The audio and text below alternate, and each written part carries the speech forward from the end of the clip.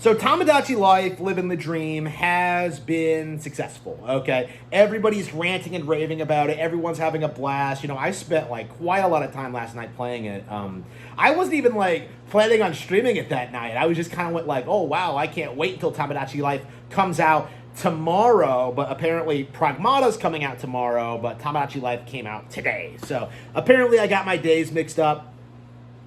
Nice little surprise for me. So I spent a little bit of time playing Tomodachi Live. I got to experience it, and it's a very interesting game because on one hand, it does have the same problems that like the older game had, where it feels more like you're kind of watching things happen instead of like being invested. You know, you're not like super involved in like how things play out or what happens. But on the other hand, that's what makes it interesting, and that's what makes it appealing to so many people, right? I had a blast streaming this, but I was thinking this to myself, you know, playing this, is that like, you know, I can see why so many people are skeptical of this game doing well.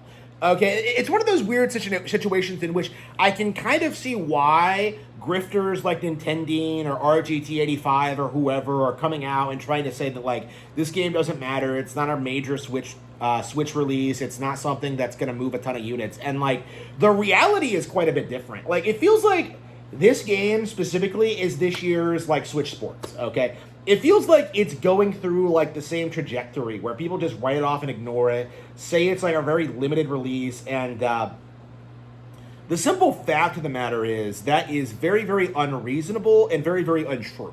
Like when you really look at what Tomodachi Life is doing, it's a pretty clear evolution over the original. Like you see characters walking around, you see them getting into all kinds of mischief, you have like all these events, you see all this stuff happening, you can like slowly evolve their personalities, you know, to make them even more like the characters, right? Like there's definitely some room for improvement, I think, when it comes to certain things, right? Like again, like I don't feel like the simplicity angle is really doing a series like this any favors, but at the same time, like when they already have something like Animal Crossing, which is like incredibly involved and hardcore, like this is like so far in the opposite direction that it's kind of jarring, even though they're like very similar on a superficial level.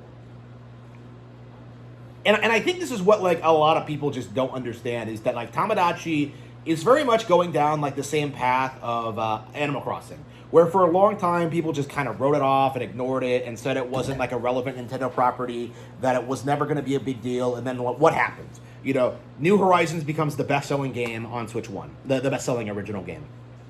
Like, Animal Crossing is one of Nintendo's biggest IPs now, and that came after decades of downplaying this release, of like hating these games, hating the series, you know, complaining about every little aspect of it, like, you know, calling City Folk a rehash. Like, again, we saw like dozens and dozens of attempts at trying to sabotage Animal Crossing's rise to prominence over the past several decades, and like that was the end result, is that it's like the best-selling title ever now. Tomodachi, and I think a lot of other B-list Nintendo franchises, games like Donkey Kong, Star Fox, F-Zero, Kirby, Fire Emblem, like we're seeing them have this like major resurgence in relevancy, right? We're seeing them have this like because Nintendo's choosing not to put out a 3D Mario, choosing not to put out a new Zelda, what's happened is that they've instead focused on a lot of their smaller properties. And what we're seeing is a lot of these smaller properties have room to breathe,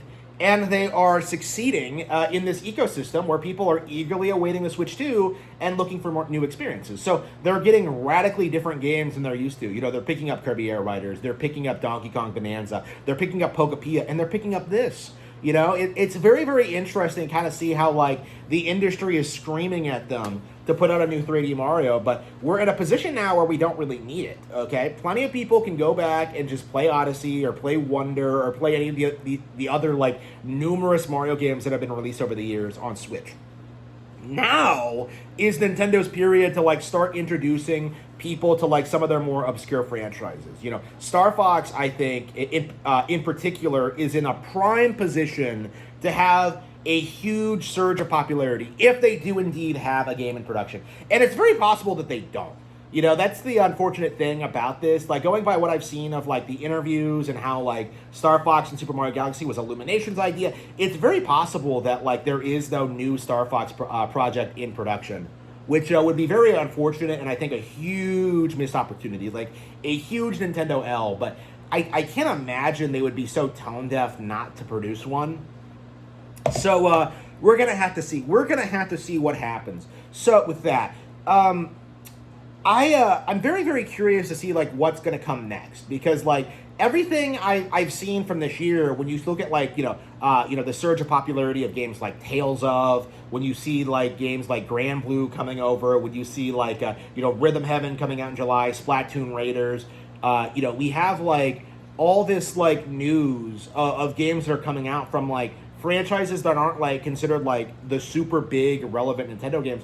Like, people just don't understand what they're dealing with here. Is that they can't just do that thing they always do where they, like, throw up their hands and say, this is just the same old things we've always gotten.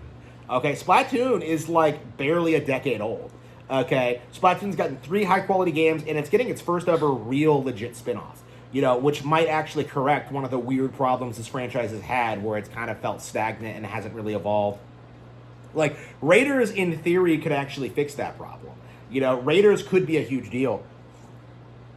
We're seeing games like Pokapia blow up. We're seeing, like, games like Mario Tennis doing very well. Like, this is something that I don't think anybody was, like, expecting. But what we're seeing is just an explosion of popularity from, like, all of these smaller games. And this is going to be something that I think the industry is going to have to deal with, like, going forward. Because they're not competing with Mario, Zelda, or Pokemon anymore. That's bigger than pretty much anything they produce. Like, now they're competing with B-list Nintendo franchises. Now they have to go up against Donkey Kong. They have to go up against Star Fox. They have to go up against Kirby. A lot of people don't realize this, but Kirby and the Forgotten Land did indeed outsell Sonic Frontiers. Kirby Air Riders did indeed outsell Sonic Crossroads. Like, Kirby is a bigger IP than Sonic now. Like, that's just indisputable. Like, it even does better in merchandising. Not that, like, Sonic fans will ever admit that, but, like, that's where we're at now, where, like, all the big, like, AAA franchises of yesteryear are just struggling to remain relevant, while, like, these traditionally downplayed and ignored Nintendo franchises do very, very well. So Tomodachi is interesting because the narrative right now is that everyone's trying to brush it under the rug. They're trying to say it's not a hardcore game, that it's not a relevant Nintendo IP, and yet Pragmata is coming out tonight. Okay, it's coming out tomorrow. Okay, we're getting Pragmata. Okay, so, like, even the age-old cope of trying to pretend that, like, there's nothing to play on Switch 2 other than this casual slot, that doesn't work.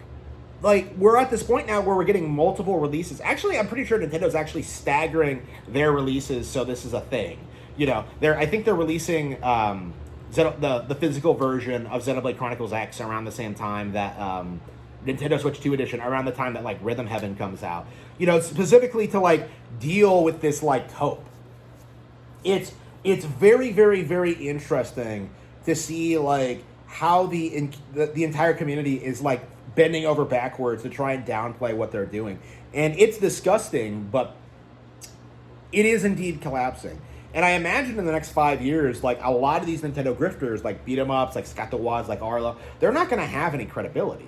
Because they have spent the past 5 years refusing to talk about anything that's coming out, and instead hyping up a 3D Mario game and glazing it. Like, again, what we're going to see is, like, a surge of relevancy of, like, smaller content creators covering, like, smaller Nintendo IPs that will make it pretty much impossible for these general Nintendo YouTubers to spurg out over something not being a 3D Mario, or to spurg out over a Nintendo Direct, right? We saw this happen with, like, the Nintendo RPG thing, 10 years ago, when you would have, like, Scott the Woz unironically produce videos like, I'm not an RPG guy, Like, back then, it was normalized to, like, hate on RPGs and not like them and be upset whenever, like, one got announced. But these days, like, that entire mindset has fallen by the wayside. So much so that Scott has to, like, damage control it now, Like, again, not a JRPG guy. Like, okay. So what we're seeing is, like, a slow, gradual decline of the YouTuber control and influence over the industry. Nintendo's putting out too many games for the audience to interact with or to downplay, and like all their attempts at like writing off Pokepia and Tomodachi Life and Mario Tennis, they're just embarrassing themselves at this point. So at a certain point, like, the general audience is going to say enough is enough and just stop tuning in. We've actually seen this with Nintendine, actually, where like his views have dropped like a rock after the Switch 2 sales numbers came out, because he was telling his audience that this thing isn't doing well, it's not selling so hot, it's failing, the price point, like the boycott is working, and then you like see the actual numbers, and then like he had to like try and damage control it. Like, 17 million units shipped is different than 15 million sold to consumers. It was just a gigantic cope. Like, what do you think the retailers are gonna do to those units? You greasy fuck.